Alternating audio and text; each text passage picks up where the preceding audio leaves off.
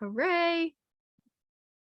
And I will go live to Facebook now, but I think I will pass to Mark. And as I'm doing this, he can start the show.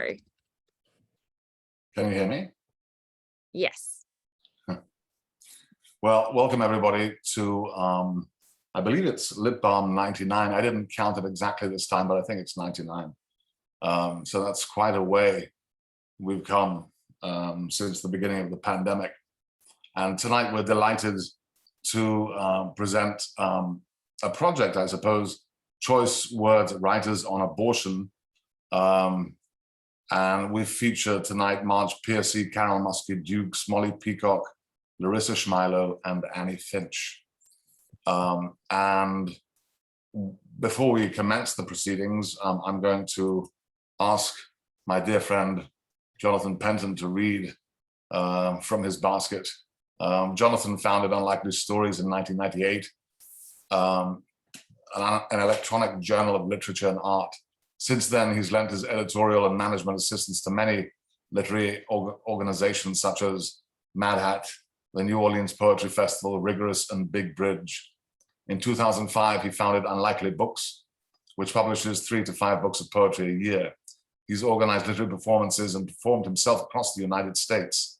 His poetry books are Last Chap, Blood and Salsa and Painting Rust, Prosthetic Gods, and Standards of Sanity, and the free e-chapbook Backstories, which you can download from Argotist eBooks.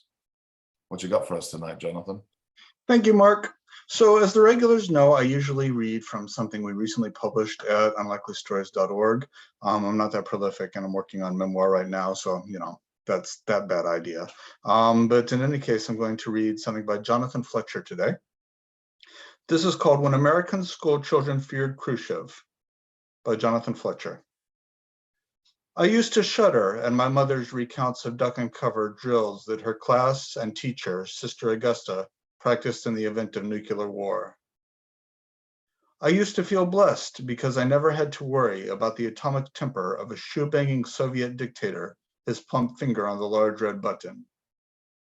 I used to give gratitude because I never had to fear massive missiles pointed to the skies, a warhead's detonation reducing my class to ash and shadow.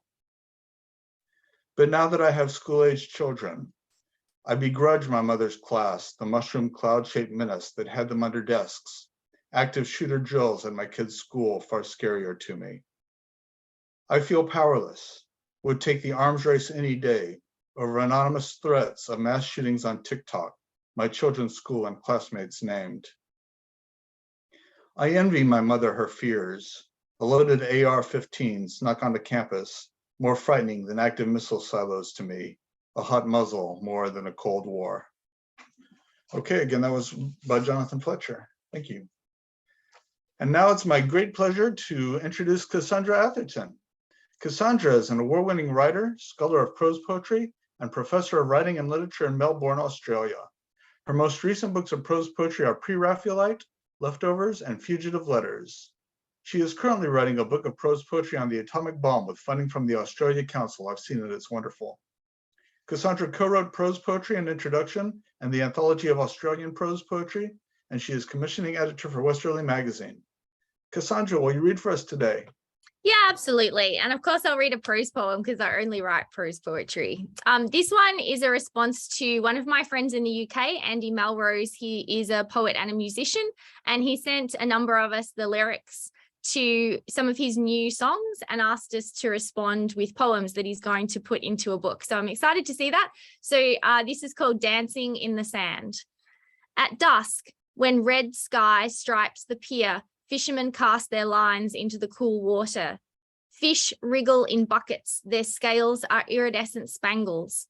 Sometimes I think I can hear you in the wind, feel you press my fingers onto the fretboard of your old guitar. The wet sand is firm under my feet, and the shore is trimmed with a broderie anglais of broken shells and sea foam. As I dance across the beach, my toes leave dotted trails, the balls of my feet making crescent shapes that fill with water. When I told you tides are higher at night because darkness is not as heavy as sunlight, you pressed me into the sand in one long line of flesh and bone. Under a strawberry moon, we reached for the vanishing point. Now, as the horizon is stained with crimson, I walk down the pier, kicking buckets of dying fish into the ocean.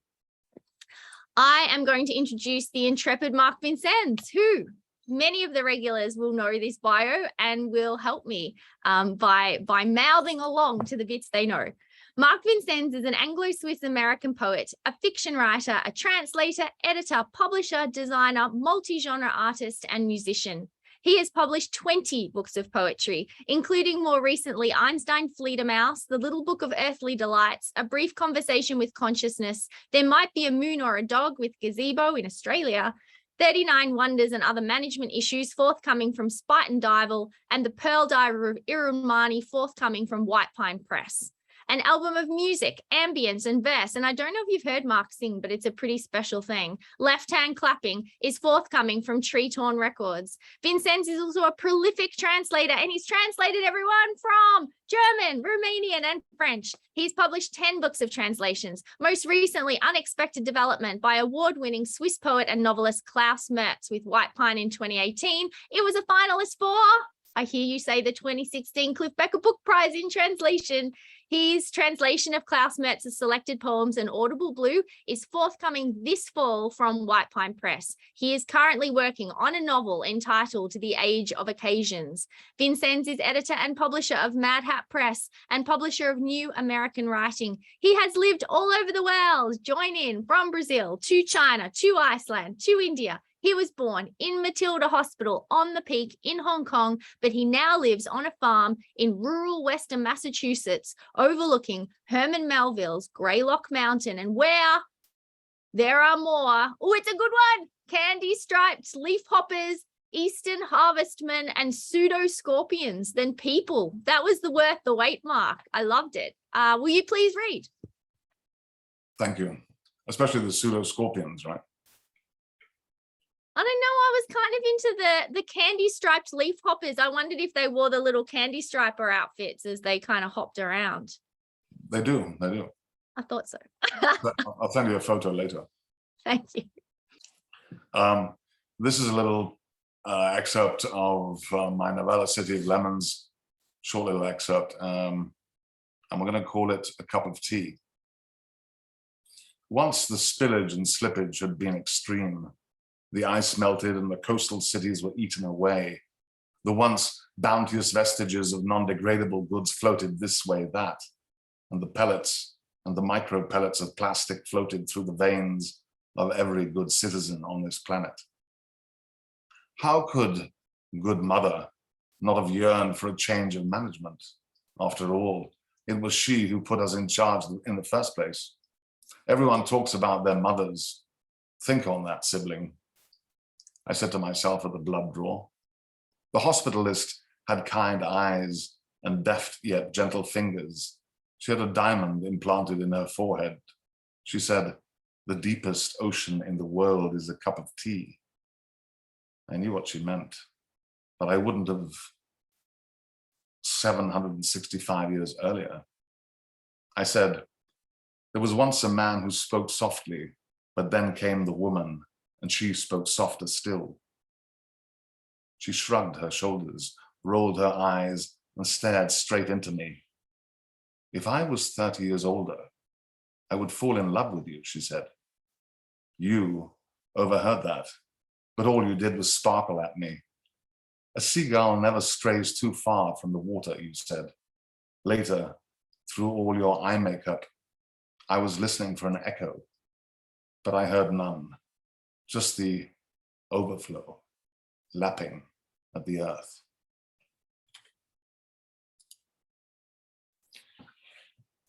And wow, what a show we have tonight, and really such an important issue. And I think it's important that that Larissa and Annie give you a sense of what this anthology is about. So first off, Larissa is a co-founder of Lit Balm, a poet, novelist, translator, editor, writing coach, and critic. Her new novel is Sly Bang up from Spite and Dival. Her first novel is Patient Women. Her poetry collections are Medusa's Country, Special Characters, In Param, the chapbook, A Cure for Suicide, and the 3 ebook fib sequence from Archivist eBooks.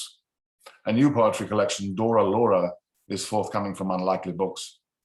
Larissa's poetry albums are The No Net World and Exorcism, for which she won the New Century Best Spoken Word Album Award. Tracks are available from iTunes, Spotify, and so on. Larissa's work has appeared in the anthologies Measure for Measure, an anthology of poetic meters, Words for the Wedding, Contemporary Russian Poetry, Choice Words, Writers on Abortion, which we're talking about today, which came out with Haymarket, and over 25 others. Larissa is the original English language translator of the first futurist opera, Victory of the Sun, performed at the Los Angeles County Museum of Art, the Garage Museum of Moscow, the Brooklyn Academy of Music, and theaters and universities worldwide. Larissa also edited the anthology 21st Century Russian Poetry and has been a translator on the Russian Bible for the Eugene A. Nader Institute for Biblical Scholarship of the American Bible Society. Larissa leads the workshop Writing Resilience for people affected by trauma, addiction, and/or mental illness. Thank you so much for being here and helping to organize this, Larissa. So thank you very much. I'm not reading now, I'm reading later, right? I think yes, we will have you read later. Okay. But I thought it'd be great if you and Annie could give us a little intro on the anthology. Here it is, Choice Words. It's substantial, and it's a wonderful anthology with many living and dead authors. I'd like to ask Annie to say a few words about it. Sure. Yeah, Choice Words is the first anthology of literature about abortion, the first major anthology of literature about abortion ever edited. It took me 20 years to put together. It spans 6 centuries and 5 continents of literature, including fiction, poetry, drama, tweets, letters, all kinds of genres, and a lot of wonderful poets. And it does include incredible writers from Mary Wollstonecraft to Langston Hughes to Lucille Clifton to Audre Lorde. It's an incredible collection because there were so many people who have actually been writing about abortion for a long time. The reason it took 20 years was because a lot of that writing is not easily available and had to be really dug up over a period of time. But it's an incredible book, and there's a reader's guide that comes with it, and there's also an activism guide that comes with it. So it has been used for organizing around the issues of reproductive autonomy and also around just starting discussions. I'm actually in discussion right now with Van Jones, Green USA, and these incredible projects that they have to create bipartisan conversations around issues, and we may be doing something with that. And Haymarket Books also is very supportive of having people start like discussion groups around the literature and the book, because it's such a great way to open up the topic of abortion. So they're offering 5 free copies, I think, 5 free copies to any group that wants to start like a Choice Words discussion. And that's at Haymarket Books, which is a really amazing activist press. So yes, here it is. Thank you, guys. And so then I think we'll commence with Marge from the anthology, and Knopf just published Marge Piercy's 20th poetry book, On the Way Out, Turn Off the Light, in late 2020, and Made in Detroit before that. Marge read the audiobook herself. PM reprinted 3 novels, published a collection of short stories, The Cost of Lunch, etc., and essays and poems, My Life, My Body. Her memoir is Sleeping with Cats. Her most recent novel is Sex Wars. She's given readings, workshops, or speeches at more than 575 venues here and abroad. She's been an activist on abortion since she was 18. Welcome, Marge.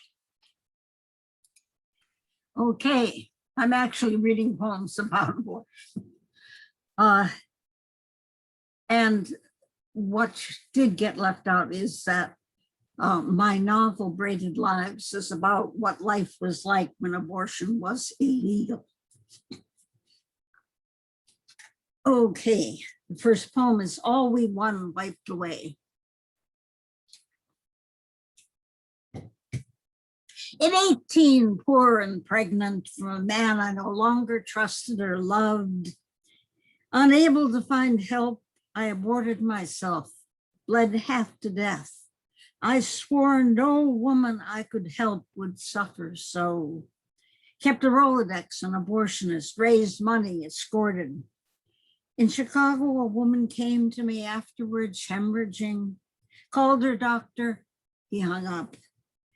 Packed her with ice, blood pouring, puddling. She will die, I will go to prison. But finally I got it under control. We marched, rabble-roused, bust to legislatures, finally Roe v. Wade. No more dying women, children left motherless. No girls forced to give birth,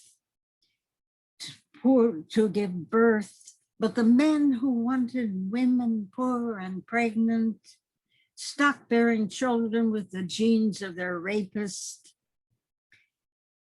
with kids they can't feed, will once again grow poor, die in bed soaked in blood.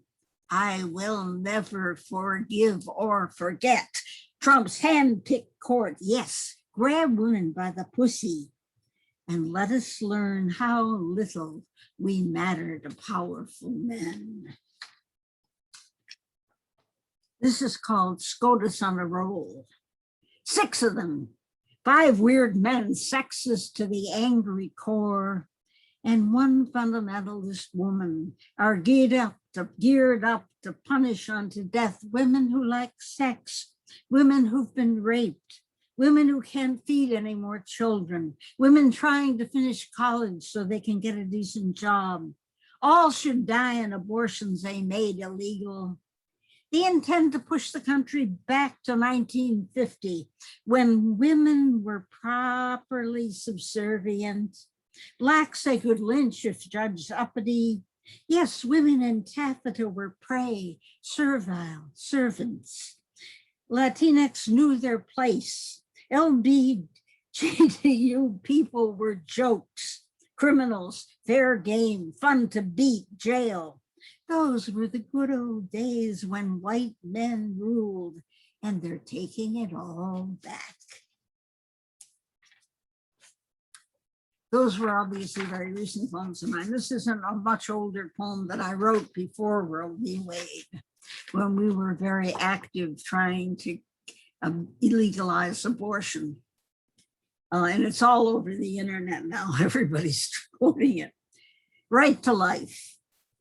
A woman is not a pear tree thrusting her fruit in mindless fecundity into the world. A woman is not a basket you place your buns in to keep them warm. Not a brood hen you can slip duck eggs under. Not a purse holding the coins of your descendants till you spend them in wars. Not a bank where your genes gather interest and interesting mutations in the tainted rain. You plant corn and you harvest it to eat or sell. You put the lamb in a pasture to fatten and haul it in to butcher for chops. You slice the mountains in 2 for a road and gouge the high plains for coal, and the waters run muddy for miles and years. Fish die, but you do not call them yours unless you wish to eat them. Now you legislate mineral rights in the woman. You lay claim to her pastures for grazing, fields for growing babies like iceberg lettuce. You value children so dearly that none ever go hungry, none weep with no one to tend them when mothers work, none lack fresh fruit, none chew lead or cough to death, and your foster homes are empty. Every noon, the best restaurants serve poor children steaks. At this moment, a parterre is performing a tabletop abortion in Texas on an unwed mother. In 5 days, she will die of tetanus, and her little daughter will cry and be taken away.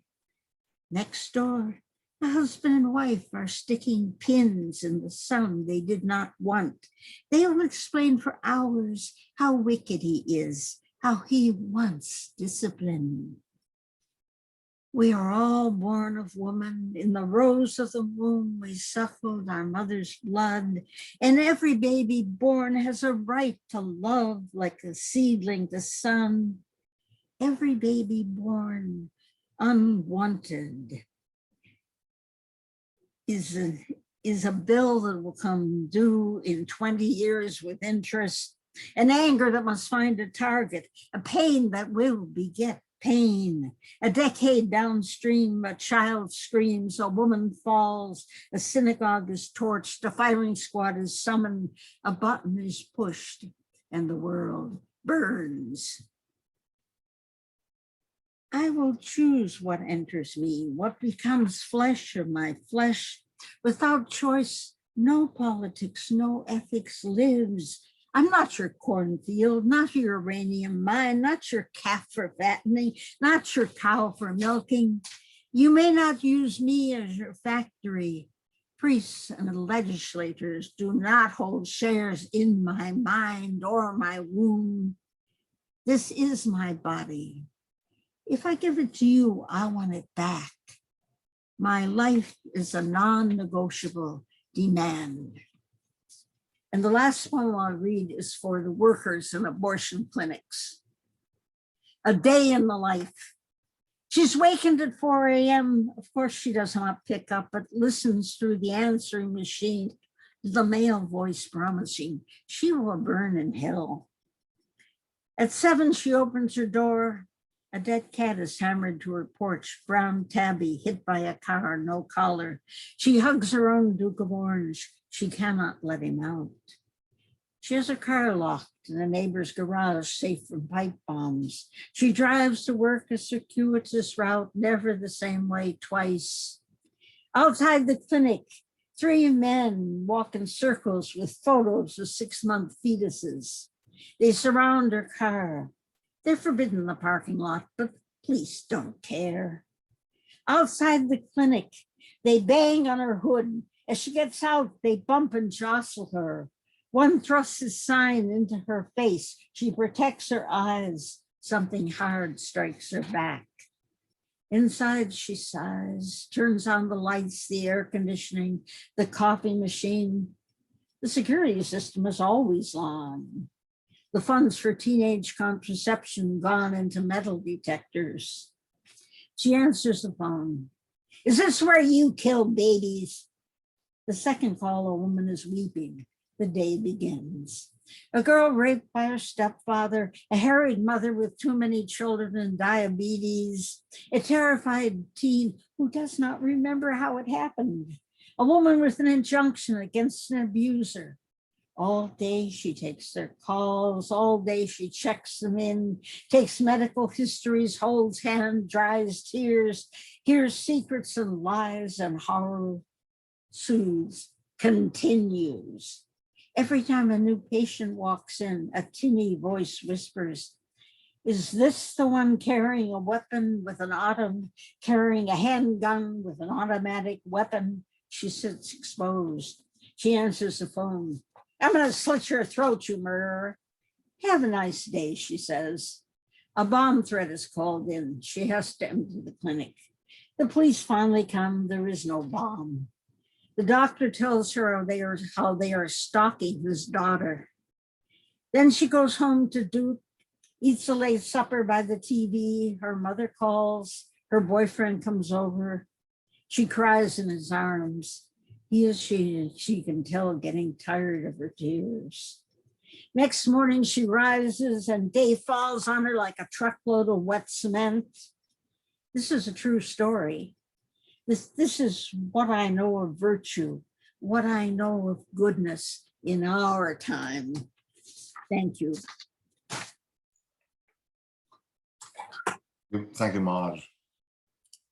And next we hear from Carol Muske-Dukes, who is the author of several collections of poems, novels, and essays. Her 9th book of poems, Blue Rose, was a long list finalist for the 2019 Pulitzer Prize. She is former Poet Laureate of California and recipient of many awards and prizes, including a Guggenheim NEA, several pushcarts, and has a National Book Award finalist, as well as an LA Times book finalist. She writes for the New York Times, New Yorker, Los Angeles Times, and is now a Substack author. You can find her on Carol Muske-Dukes, one word, .substack.com, where her Pre-Roe and versus Wade essay can be found. Welcome, Carol. Thank you. And thank you all for being here. I'm holding up my copy of Choice Words, this very important anthology edited by Annie Finch. And I'm so honored to read with the writers, all the poets and writers who are reading here today.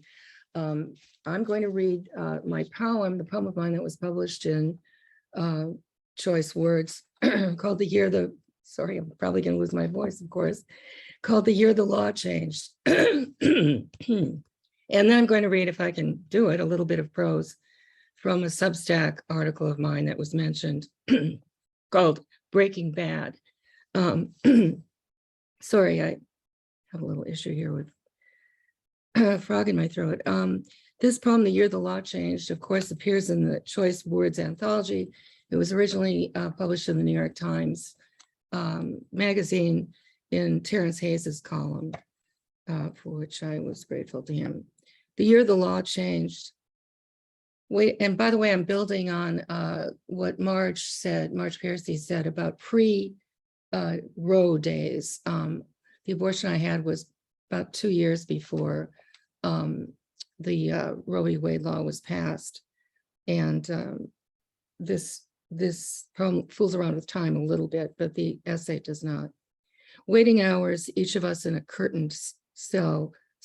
Waiting hours, each of us in a curtained stall. 2 men outside mopping the floor and hall, shouting murderers at us. Were they janitors or medics who'd read our charts and diagnosed? If men could get pregnant, it would end up a sacrament, Gloria said.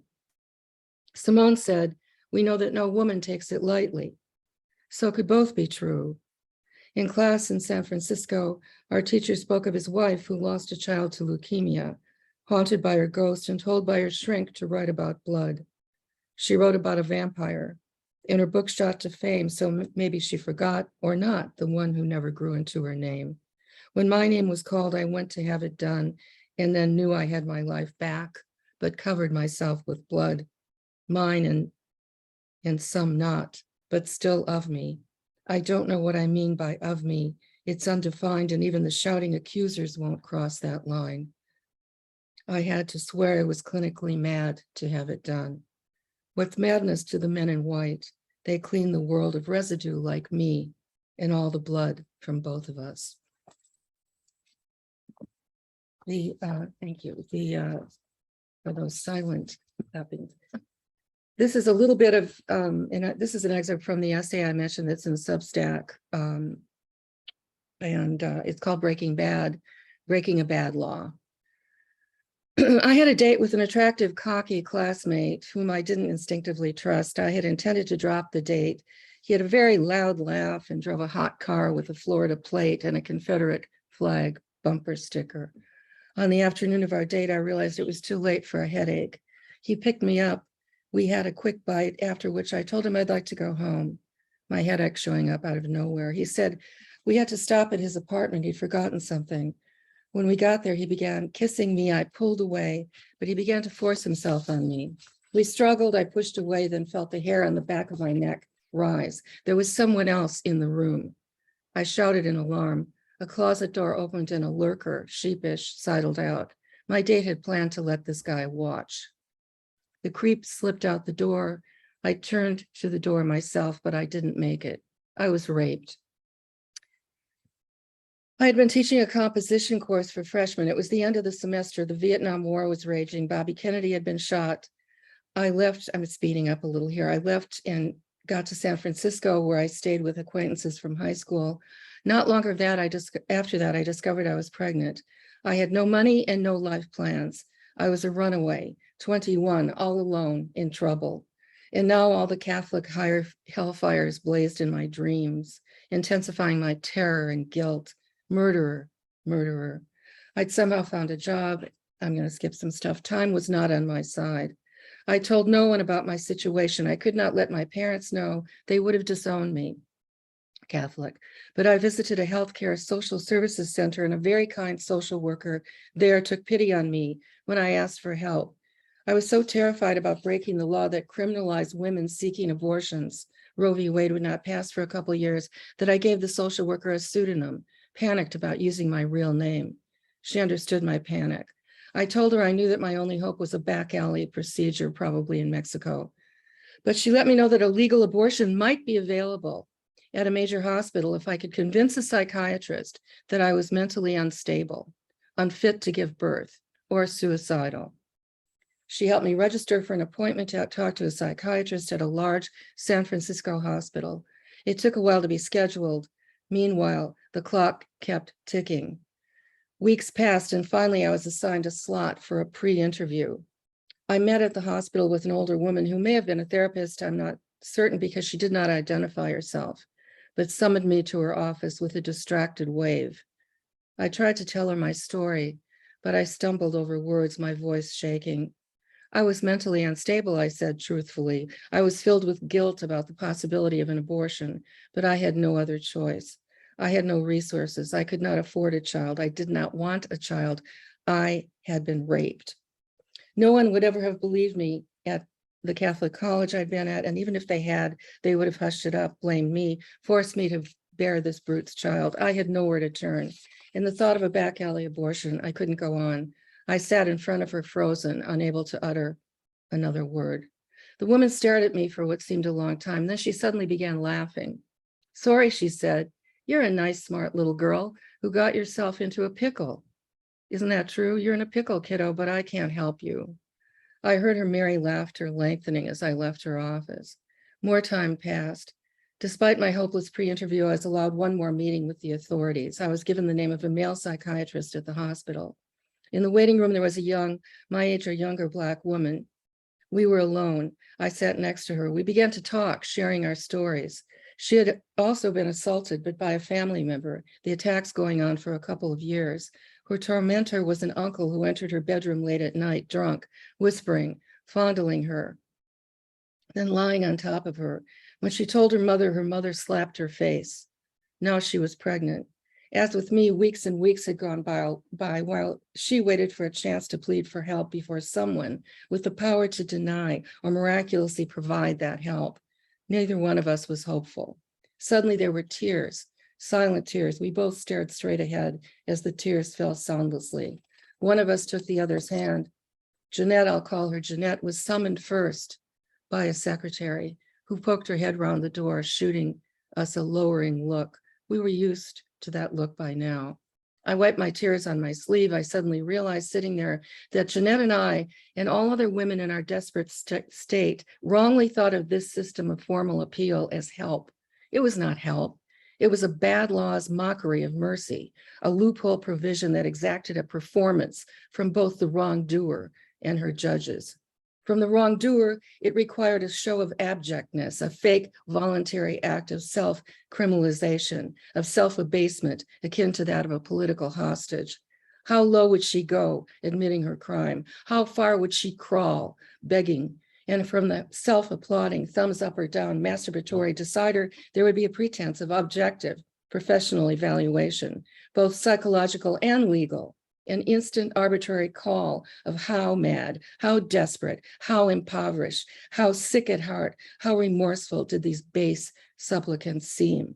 And what would be enough for a voyeur judge allowed ultimate power over a woman's womb to cede her a reprieve based on scorn and a barely masked sense of enjoyment?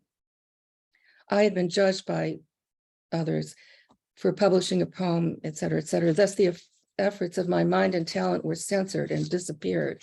Now my body and my right to my body were being erased because I had a uterus, because I had breasts, because I was a woman. And that was the original sin. Yes, I recall having all these thoughts. I have almost total recall, if this seems unlikely, but remember, I was a nice, smart little girl who got herself into a pickle. I remember this as my state of mind when I was called. I remember wondering if there was another way out because I hadn't seen Jeanette leave. The psychiatrist was sitting erect with his hands folded. I don't remember his face. I remember anger like a high, unwavering whistle in the air, a dog whistle audible only to me. I was a dog. There was a family photo on his desk, a wife, also faceless, and 3 faceless kids, a faceless dog. No chance that he would listen to me. The shrink smiled at me. I didn't smile back. He scratched his head reflectively. You know, he said, it's unusual to see a nice girl like you. What we usually get in here is trash. I repeated trash as if I hadn't heard the word before. Trash, he repeated. You know, like that one who was just in here before you. There was a long pause. Trash, like, shall I say that black slut who was just in here? For black, he used another word. We all know what it was. I don't remember exactly what poured out of my mouth. It was violent, and it rose up fast and encircled the facelessness like strangler vines, choking out each nice girl, mindless, racist lineage of vile sap. From the time I was a child, I knew that race hate was indefensible because it was so spectacularly stupid. It's pathetical illogic and insult to the intelligence of anyone conscious. I put up the poster of a black hand clasping a white hand on my bedroom door, and my father tore it down in his fear and ignorance. Oh, such a nice girl in a pickle, but also smart. Smarter than this sleazy, fake empath, misogynist, racist. I knew more at 9 than the stupidity with a face drawn clumsily on, each specific image of hate, smarter than this brainless confederacy of bottom feeders.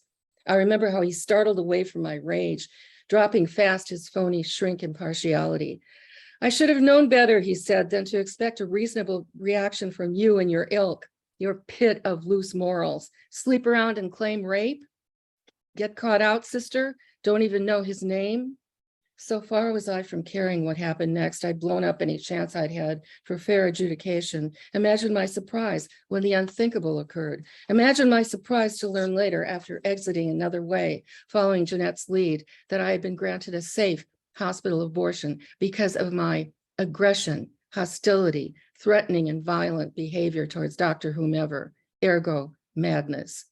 I managed to find out that Jeanette's appeal had been approved as well.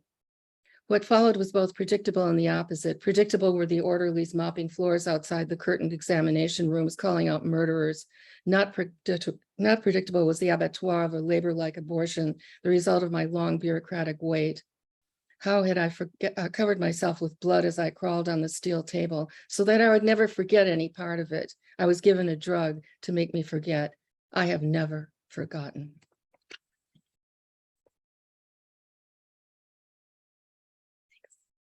Thank you.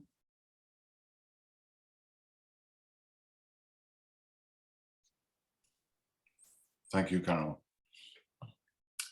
And next we hear from Annie Finch, whose works include Spells, New and Selected Poems, and 5 other books of poetry, books and essays on poetry, metafeminism and witchcraft, verse plays, a poetry textbook, and 9 edited anthologies, including a landmark collection of literature on abortion. Annie is an award-winning poet whose writings embody and explore the links connecting poetry, magic, and matricultures. Annie earned her PhD from Stanford University and has performed and lectured widely at universities including Berkeley, Harvard, and Oxford, and women's conferences and spiritual venues, including Emerging Women and Deepak Chopra's Home Space. Her poetry has appeared on stage at Carnegie Hall and in Poetry, the Paris Review, the New York Times, and the Penguin Book of 20th Century American Poetry. Welcome, Annie. Thank you. Thank you. And thank you to Lit Balm for hosting this. It is very moving to be here and to feel this book coming to life here in this reading, and to hear the incredible readings by these fantastic poets in the book. So I'm going to read several short poems, and the central one is the one that appears in the anthology, An Abortion Day Spell for Two Voices. But I'm going to start with a poem called Balbo's Dance. And for those who may not know who Balbo is, she is a very crucial figure in the myth of Demeter and Persephone. She was an old woman who understood the sacredness of the vulva. She participated in the process of sacred display, otherwise known as Anasmyrna. This is Balbo's Dance. Between my legs, there is a mind. Slower, slower, faster, faster. Spin with me and you will find roaring, deep and wild laughter. Join me here till we learn blind. Slower, slower, faster, faster. Join me here, slower, faster. Spin with me and you will find between my legs, there is a mind. Before, before, and after, after.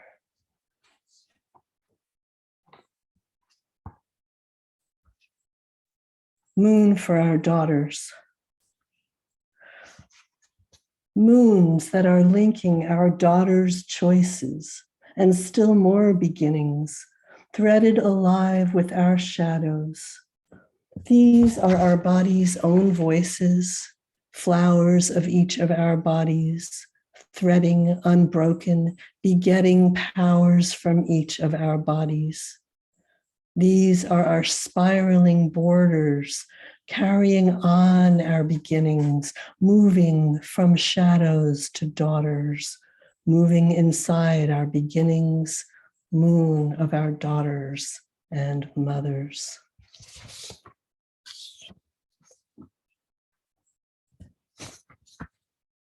This is an Abortion Day spell for two voices, to be spoken aloud 3 times, 1 stanza for the mother, 1 stanza for the baby, and 1 for both together. As I turn your blood back to the earth, I am life, you are death, and we kiss through the fire that is my freedom's birth. By the womb of our love's endlessness, as you turn my blood back to the earth, I am death, you are life, and we kiss till we move through the deep, giving forth to the web of our love woven bliss through the fire that is our freedom's birth. As I turn your blood back to the earth, I am life, you are death, and we kiss through the fire that is my freedom's birth. By the womb of our love's endlessness, as you turn my blood back to the earth, I am death, you are life, and we kiss, till we move through the deep, giving forth to the web of our love woven bliss, through the fire that is our freedom's birth.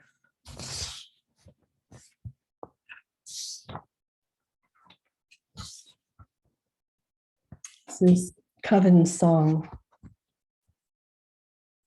Women have voices it's time to believe in. Brave women's words spoken out, clear and steady, move us through generous ways of achieving. Women have voices. This grave, loving weaving is singing our lives back, and women are ready. Women have voices.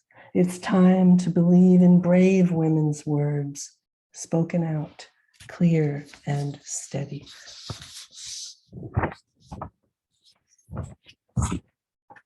And this last poem was written after a discussion about the group, about the anthology. Sorry, I'm seeing the chats, which are distracting me. There have been several discussions held about the Choice Words anthology, and this was after a group that was held from the Maine Humanities Council. And I was so moved by this experience of talking about the book with these women, and this was the poem that I wrote afterwards. It's called Salt Nest. After I spoke with those 13 good women about love and abortion, I noticed the moon. Its warm golden glowing, its crescented ship swung through my ocean till we rocked with the one salt of their wisdom. We wove a salt nest. Abortion is beautiful, crested our voices, faithful, true, sensible, supple, strong, honest, listened and heard with the courage of one shared tending soul till our full woman ship rode through millennia under tide's moon. It wove us together. It wove us to women. Thank you.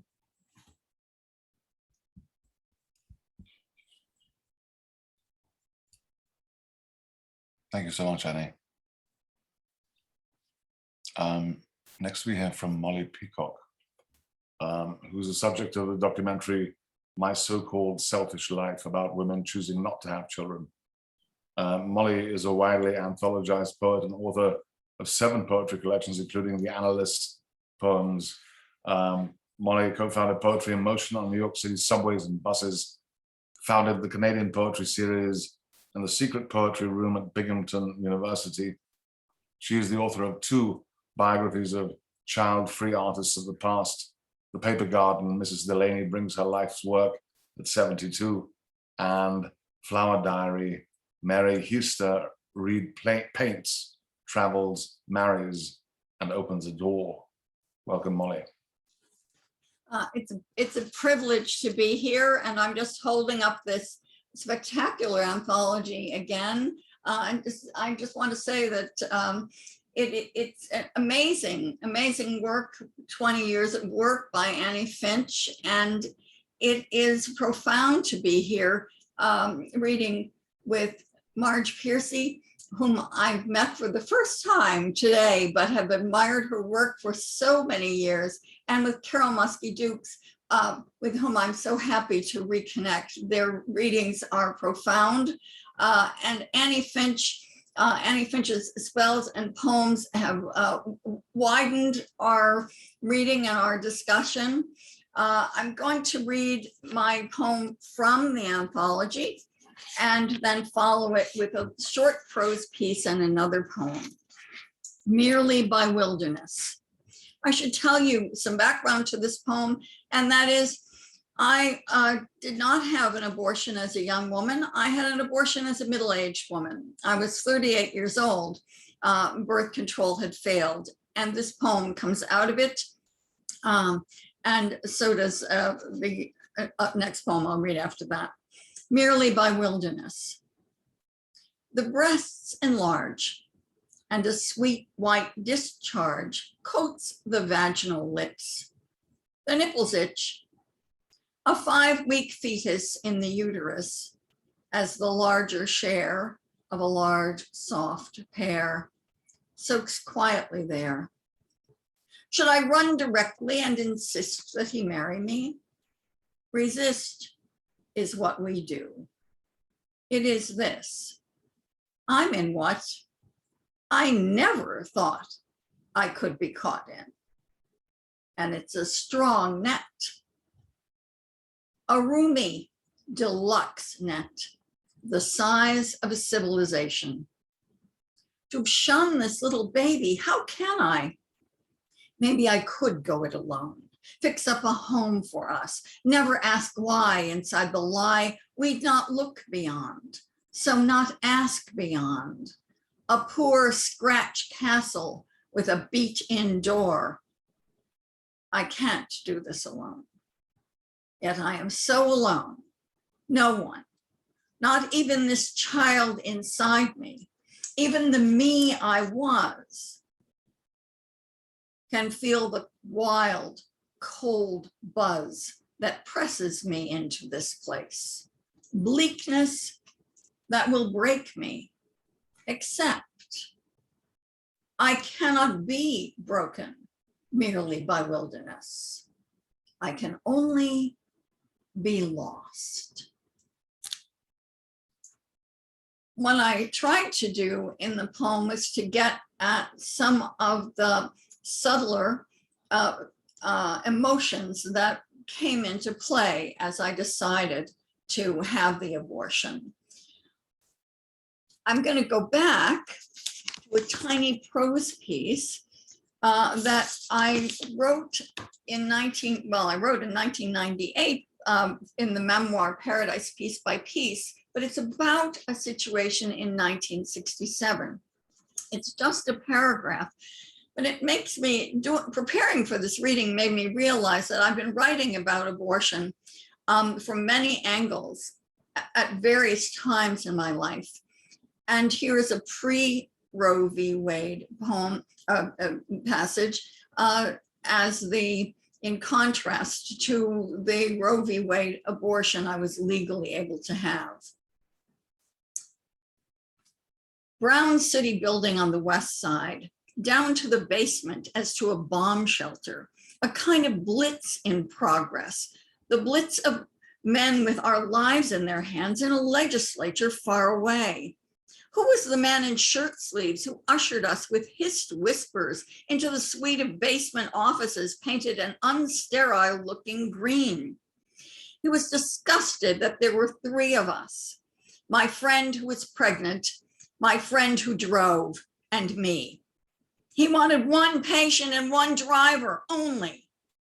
It was like a war. We were the resistance who showed up despite crossed wires.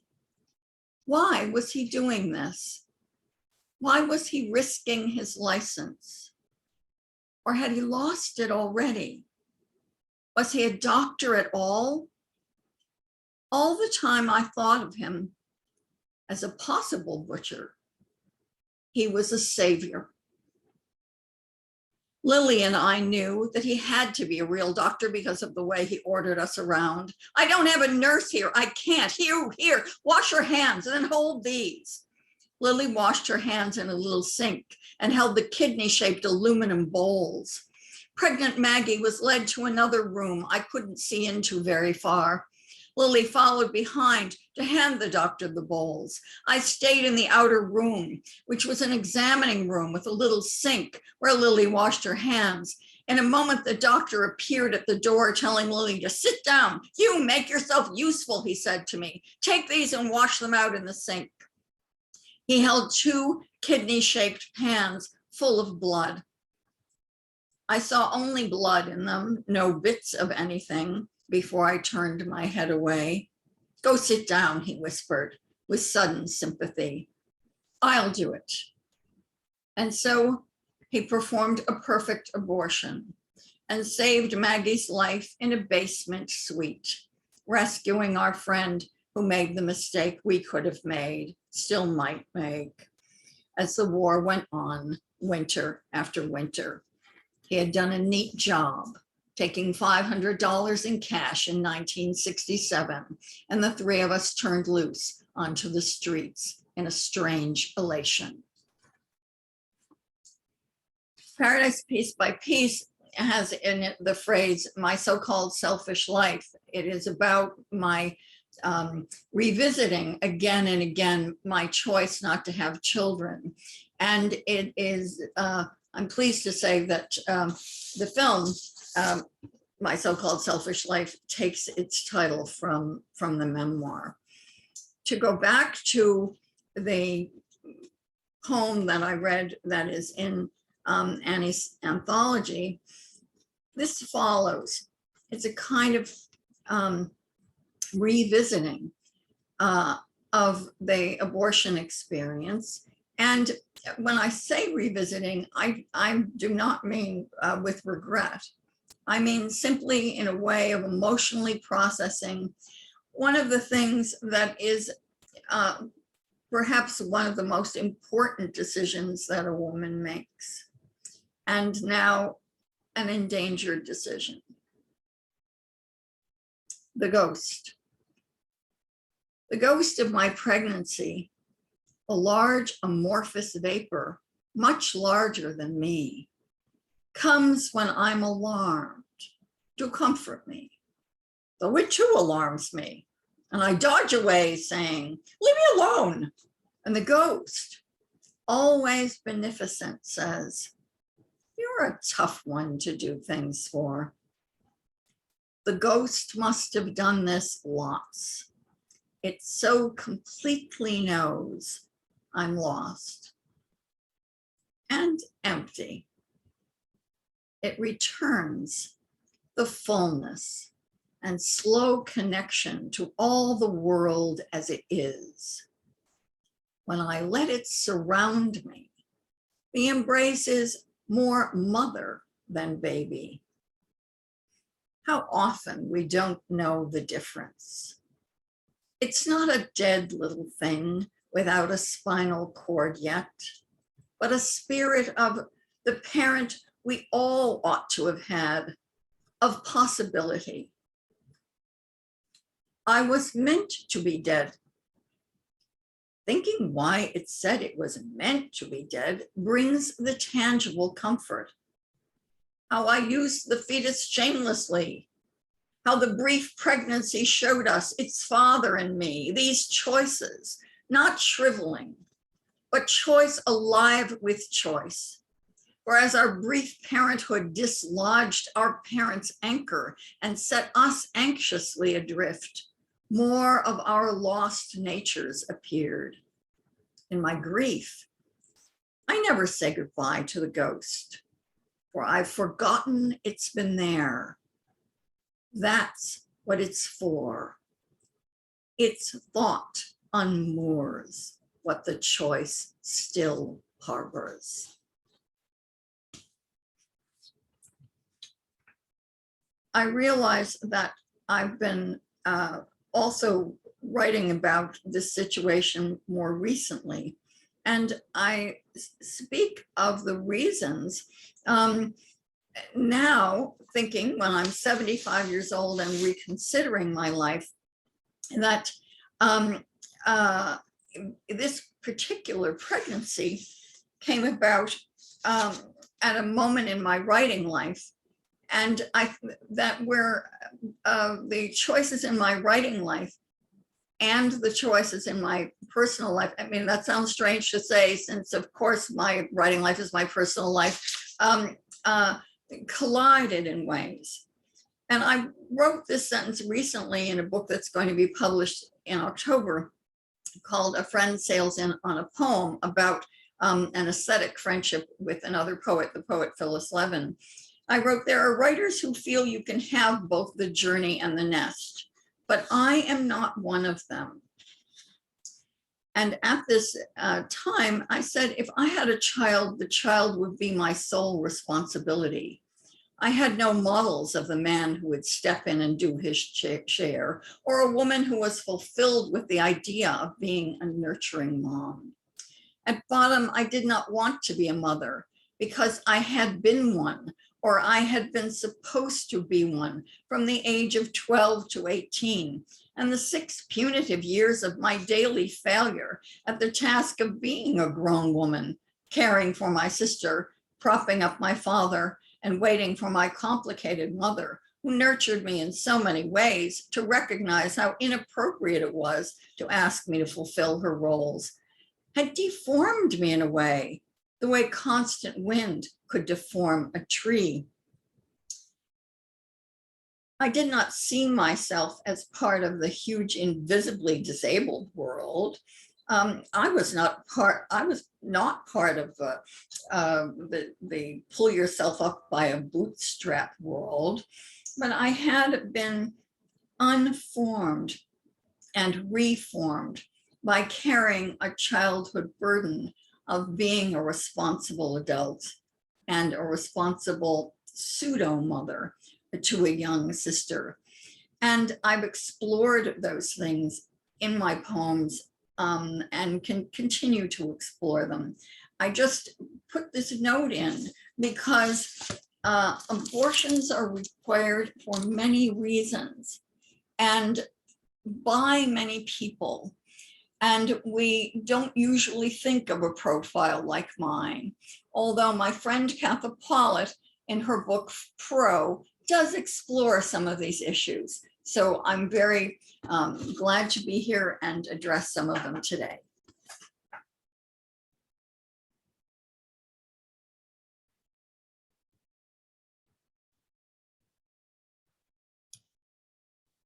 Thank you so much, Molly.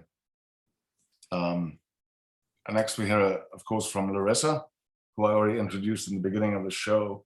So I'll just say Larissa is one of the co-founders of Lit Balm and is an amazing poet, novelist, translator, editor, and writing coach and critic. Welcome, Larissa. Thank you so much, Mark. And thank you so much, Annie, for this magnificent collection.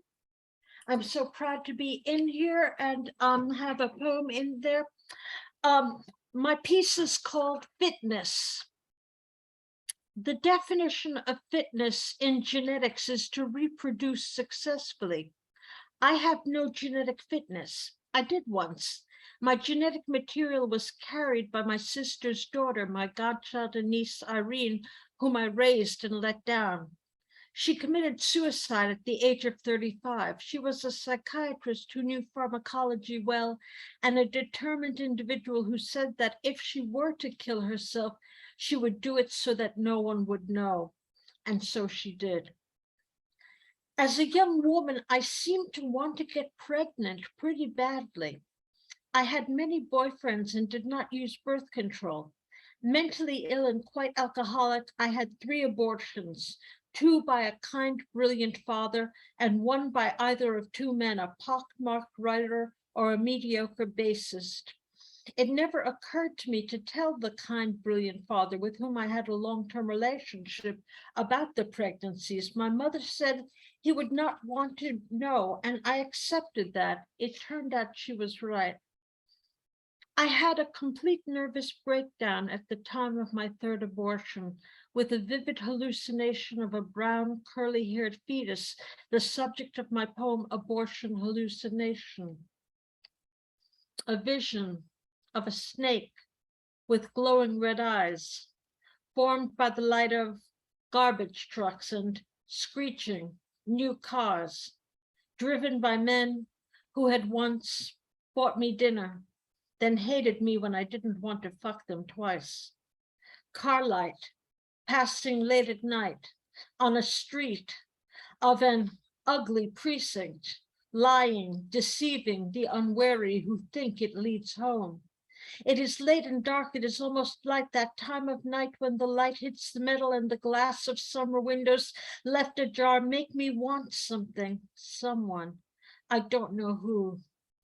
The metal gate to the yard refracts this message via Queens boys who drive too fast too late at night, refracts this message to the window where I watch from the couch. In the corner of the basement where my father used to lie, I watch, interested, as the snake grows larger and more menacing. I am taken slightly aback, but I remember him, remember that I like handling snakes, and smile. And as always, he softens, grows smaller, becomes a hippopotamus. I have won again. I have stared him down, made him warm. And the Nile gives up its life to me. Animals, carnivorous and calm, come home to me 2 by 2. I watch for the longest time until the largest fills the window with his face, black as light. Agnus Dei. For this man's baby, for this man's baby, for this man's baby came the flood. I contented myself with being my niece's crazy aunt, and she idolized me as a child. Later, as she saw my feet of clay, the hero worship ended and she became more distant, going about med school and getting married and becoming rich. Around then in my 30s, sober and functioning as a successful med combo, I saw I might have the chance to not to totally wreck a poor child's life. I had an intense desire to have a child. The problem was that I would have to come off my teratogenic medications. I tried and was stark raving mad for 3 years until I finally gave up. I became more committed and involved as a poet and sublimated my reproductive instincts. And there was still my niece, brilliant and successful.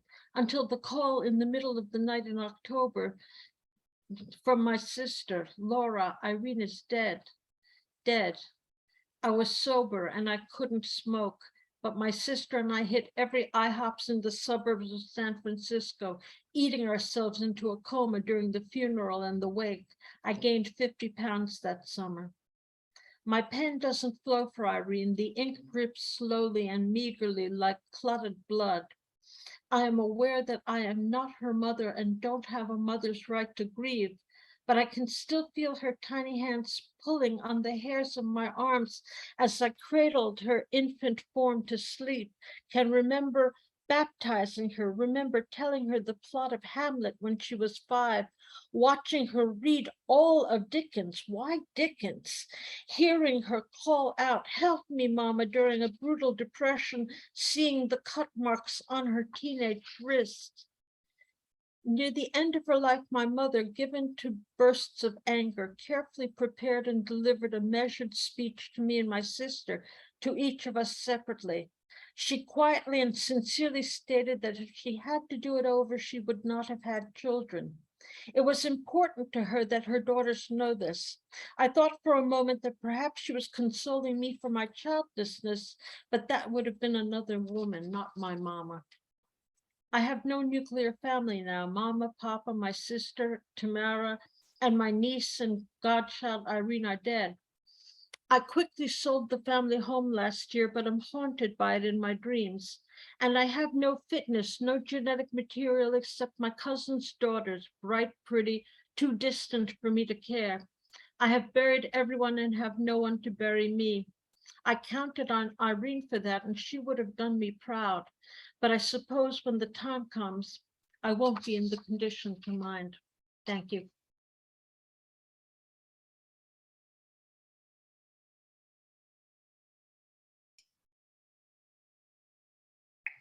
Thank you, Larissa.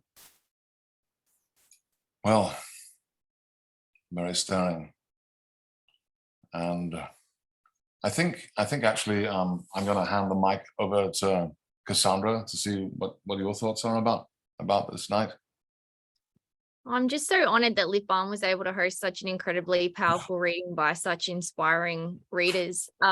I was looking up the anthology because I definitely want to get a copy, and I hope Annie won't mind me using some of her words.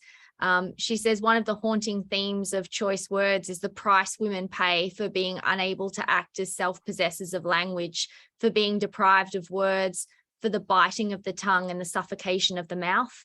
The reasons: shame, fear, vulnerability, poverty, and isolation. And hearing those readings, that really resonated with me. So I'm very moved by the whole experience. Back to you, Mark. Okay. Well, I guess we have the open mic section coming up in a second. But you told me there's something you wanted to announce as well about next week's show. I do. So on a light note, we have Mark Vincenz's birthday Lit Balm next week.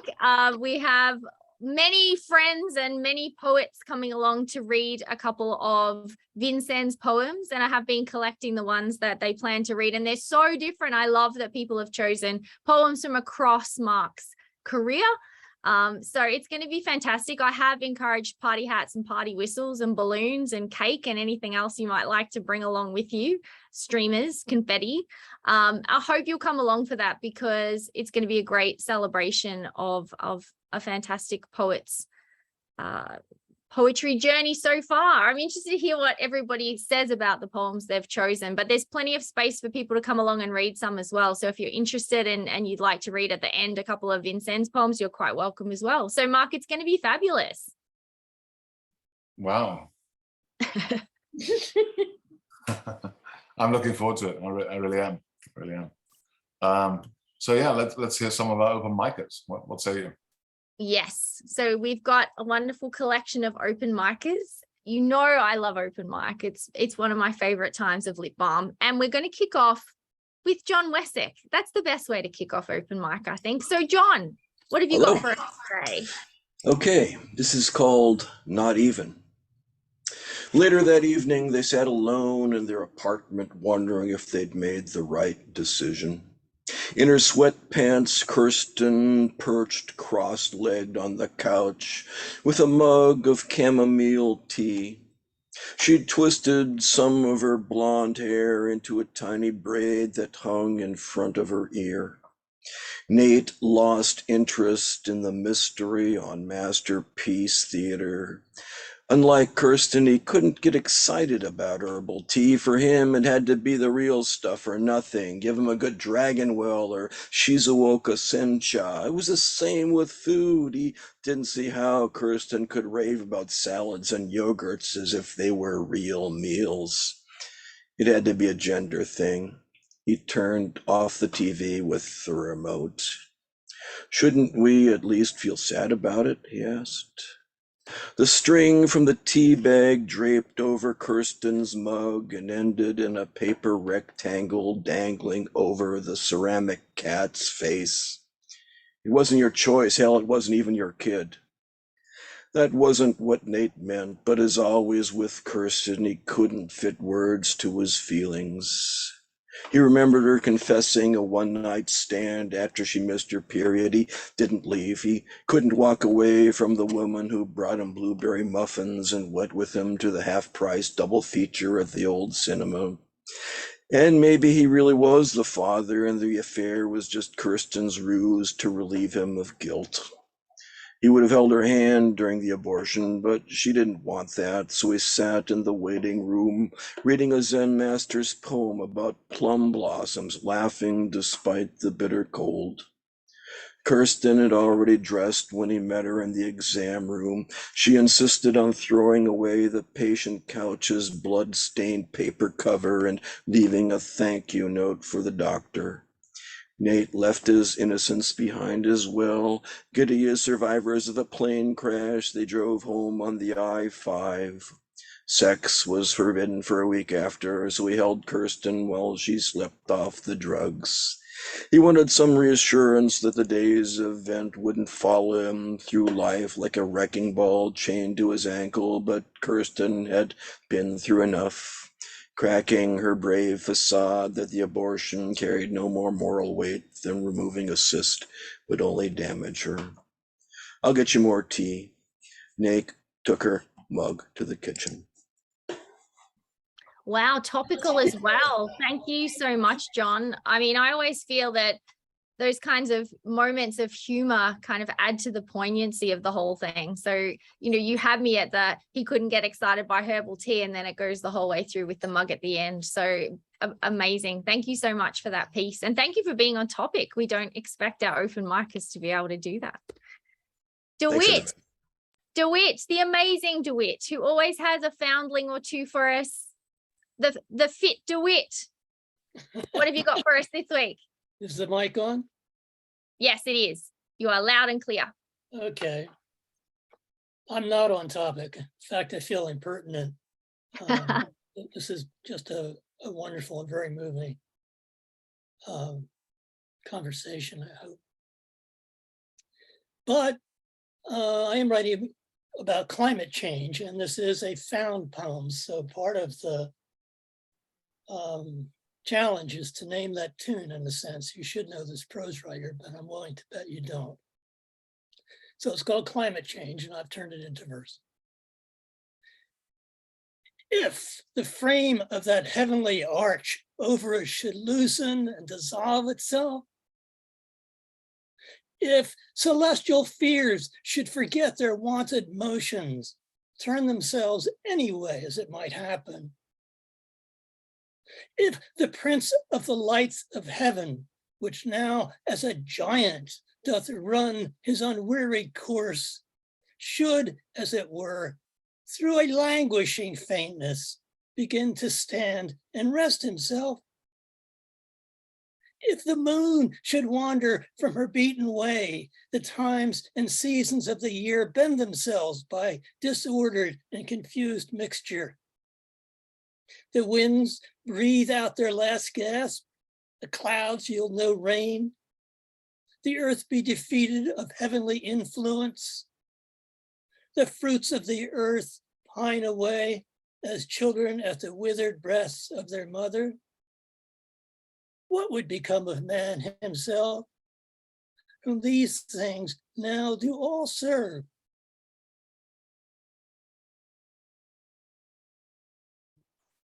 Amazing. Are you gonna reveal your foundling? It's pretty Shakespearean. Let's try The Laws of Ecclesiastical Polity by Richard Hooker. Pretty amazing. Shakespeare indeed read, and he adapted some of these words to Gloucester's complaints about the present day in King Lear. Absolutely love how your foundlings send us back to the originals as well. So it's a kind of amazing experience to read them and enjoy them, and then seek out the hidden found texts. So thank you for another fantastic piece. Next, we have Carolyn, who's going to read for us. So Carolyn, can you unmute yourself and grace us with your amazing poetry? Thank you so much, Cassandra, and thank you so much, Mark, and to all of the readers, Molly, Marge, Annie, everybody else, Carol, and Larissa. It's been a very powerful reading. Well, I'm going to stay on topic. This is a poem from my most recent book called Masquerade. Much of it is set in New Orleans in the early 1980s. And this poem is called Blue Mitosis. Get the reference there to, cell reproduction, right? And the epigraph is, God bless the child that's got his own. And that's Billie Holiday. Vasectomy, you say, when I tell you 2 moons have left the sky their legacy of tacit shadows since I've missed the beat of bloodfall. We sit in the front room's blue-backed directors' chairs, our profiles against the whitewashed walls, clean as a crime scene's outlines on the polished wooden floor. How so, I ask? No other sails hoisted in this bottle storm. You lean back, in your eyes a blackbird's sidelong glimmer, appraisal or subterfuge, who could tell? That angle of the shoulder blades, all wishful thinking, my speculations, kern and ligature. Was it that April morning in the Baton Rouge Hotel, careless with sweat and the red bird's love notes in the oleander? Our hands moving so smooth over the thighs' chromatic scales, we caught all the body's 9 gates of desire unguarded. What do you want, you ask that night, after I've called the clinic on St. Charles? The test result, a plus sign. Antibodies clustered, enzymes coupling on a laboratory slide. You take me on your lap, nuzzle my breasts already swelling. My daughter in Phoenix, you say, 13, almost a woman. Almost old enough to cost you everything.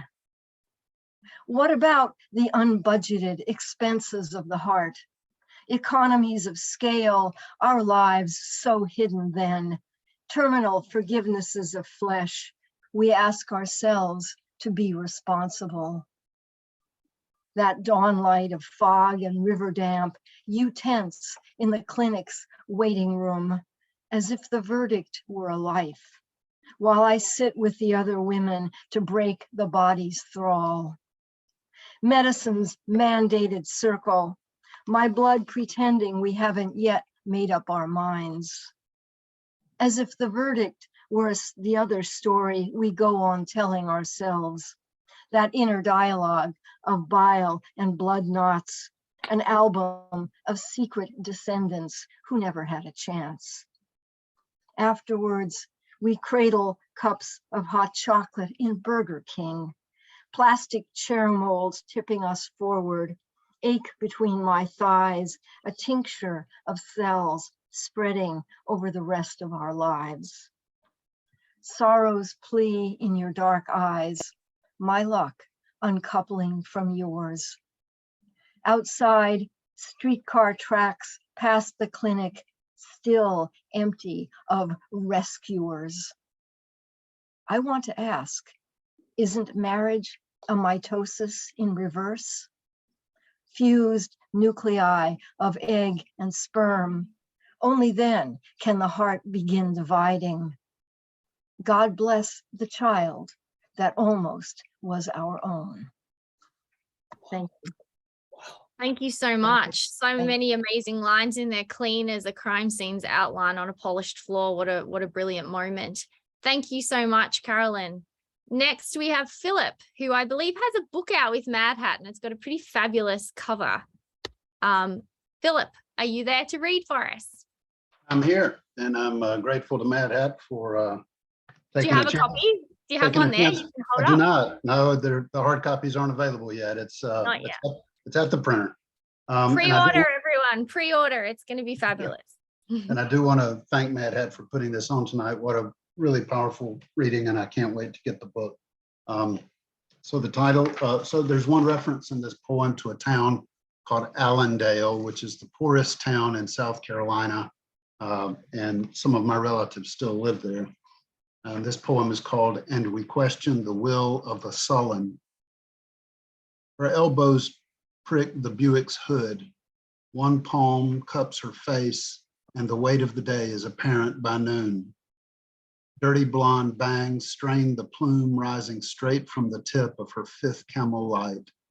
Runoff, festooned by oil and gas, passes her feet before pouring over the iron bit of the grate and into the darkness harnessed there. The boy hoists grocery bags from the cart, flings them into the trunk as if the thought of food repulses him. Inside, by the case displaying the trove of pot pies, he had pointed to a chicken box, a beef one, and then to a turkey pie bulging with mushrooms and peas. Betrayed by variety, he could not choose beneath the boiling cumulus of his mother's scowl. The hickory switch she'd smuggled in arced parallel to the floor, perpendicular to the white bars of his shins, and pink ropes threaded his skin. Shoppers slowed, pushed on. From the boy, not a sound. He looked straight at his mother when she was spent, then shoved the cart toward the milk. Outside, music spurts from the store's sliding doors. In the asphalt air of Allendale, all kinds of pain melt in the heat. Thank you. Wow. What a final note to end on. That poetry is so visual. I was still kind of reliving the trove of pot pies that made me very hungry. And then you came in with that last line that was so moving. Thank you so much. Thank you, Philip. Thank you. We have the incredible badass Cindy next, who never disappoints. And I believe I may be preempting her, but she has a poem that's been published that she might read us. Cindy. I will read it. You know, when I was 20 years old, I actually wrote a poem about abortion. I hadn't had an abortion, but for some reason I wrote the poem, and a lot of my early poems went missing, you know, moves, and I should have kept them. I don't have it. But here's a poem about Ukraine. All my grandparents came from Ukraine. And there's a beautiful journal called San Francisco Peace and Hope. They're doing an issue on Ukraine, and someone told me about it. I submitted it, and I was actually surprised they took it. It's a short poem. It's called A Short Poem for My Ancestors' Home. The blue and yellow birds, the blue and yellow flowers, the blue and yellow banderole quavering in the cyclonic wind. Kiev, leave Odessa. Chai Shiva. In Ukrainian, it means long live. We must keep praying and praying and praying for ravaged Ukraine. Thank you. Thank you. Wow, another moving poem. I don't know, Cindy, you managed to be badass and humble at the same time. That's a difficult combo to pull off, but you manage it beautifully. Thank you. And I know when Bob came into the room this morning for me, because I'm in Australia, that John Westick just wrote kitchen in the comments. And I feel like doing the same. Bob is in his kitchen and he's with us again. And I always save him for last because, as I've said, he always has a little morsel for me to take with me for the rest of my day. So Bob, what have you got from your kitchen? Thank you so much. Okay, and I'm off topic. I don't have anything appropriate to the reading, which was so powerful. It was great, wasn't it? So necessary. Yeah. Information. The stranger is never more than the other side of the man who enters. They never recognize him until it is too late. Sometimes they think he is a chicken or a bear or a mushroom, but he is never any of these things. If he speaks, it is only because we need him to speak. If we do not listen, it is because we think we already know the answer. You heard it from the Sphinx. We had the perfect end to open mic with Bob in his kitchen reading something amazing, as he always does. So please join us next week. If you would like to see me drink way too many mimosas at 6 a.m., join us for Mark's birthday special. And Mark, I will throw back to you. So yes, I don't know exactly who else is reading, but so far I understand we have Larissa, Helen Ivory, Martin Figura, David Blair, Robert Archambault, Kevin Gallagher, Ray Barfield, Wong Ping, Dominique Vincennes, my sister, Gloria Mindock, Pui Wong, Tim Shurmont, Maxine Chernoff, Peter Johnson, Leah Graham, Karina Van Berkom, Ben Mazer, DeWitt Henry, Paul Hoover, John Wessex, Cindy Hockman, and Bob Heeman. And from what I understand, there are a couple more as well. There are more. The list grows. The list grows. You have too many friends. And so, yeah, certainly, you know, having made it this far, I think, you know, it's time to celebrate. And then, you know, actually, we have shows coming up every single Saturday for the next month. So do join us. There's lots of interesting things coming. We also have a flash fiction show coming up soon in September as well. And well, thank you so much tonight, readers. What a wonderful anthology. And, oh, well, you know, we have to keep on fighting the fight. So lots of love, lots of poetry, and see you next weekend. Yeah. Cheers. Good night. Bye, everyone.